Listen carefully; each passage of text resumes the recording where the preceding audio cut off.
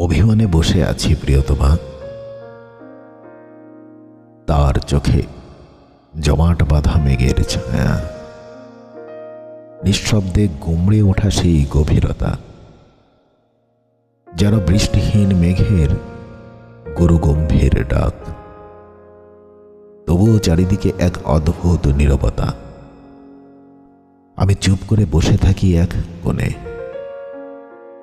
তার অভিমানের প্রাচীর পেরোতে সাহস পাই না। তার চোখের গভীরে লুকে থাকা প্রশ্নেরা আমার দিকে ক্ষীণ দৃষ্টিতে তাকিয়ে বলে, বুঝতে পারো কি এই নীরবতার মানে? মেঘের গর্জনে বৃষ্টি না থাকলে কি তা অর্থহীন? না না, তা কখনো নয়। সেই অভিমানের মেঘে ভরা আকাশ আমাকে শেখায় ভালোবাসার নীরবতা, অথচ গভীর ভাষা। বৃষ্টি নেই, তবু তার প্রতিটি নিঃশ্বাসে বাজে এক নিঃশব্দ প্রেমের সুর। তবুও আমি অপেক্ষায় বসে থাকি।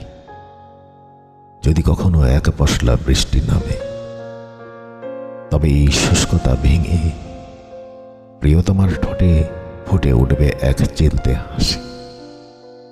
মাটির গন্ধে ভরে যাবে, বয়ে যাবে চারিধারে। অভিমানের শেষ মেঘগুলো মিলিয়ে যাবে ধীরে ধীরে। কবি তাকে বলি না কিছুই, শুধু তাকিয়ে থাকে। কারণ জানি না।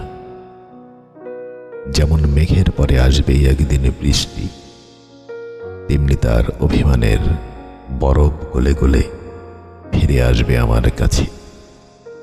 তার সেই মিষ্টি হাসির আলোয় মুছে যাবে আমার সমস্ত নীরব অপেক্ষার রাত।